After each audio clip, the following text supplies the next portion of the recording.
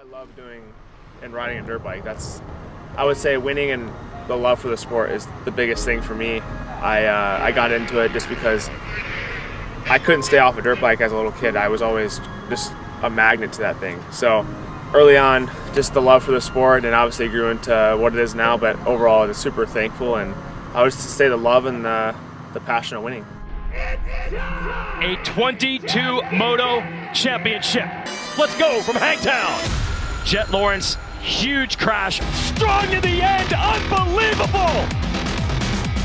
Sexton, 40th to first, sweeps Hangtown with the 1-1. July 4th weekend, a packed house, and he did it! Things are about to get rough. Chase Sexton, Shrug and pass the buck. sweeps Redbud. Been waiting around long enough. Unreal. The moment is here and you better stand up. The stage is set for it.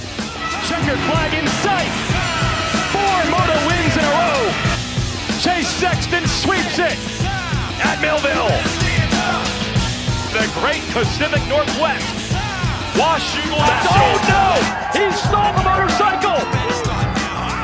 Chase Sexton from 6th to 1st, and he keeps the streak alive. Next to last round, Budds Creek. 5 straight overall wins. Chase Sexton conquers Budds Creek.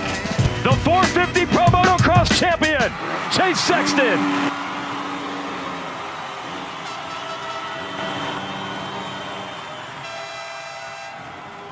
Winning is the biggest thing. I feel like waking up every morning, if there wasn't that end goal of winning championships and overall proving to myself what I know I'm capable of, and what I know I can do on a dirt bike, that's what drives me every day to go out there and work out.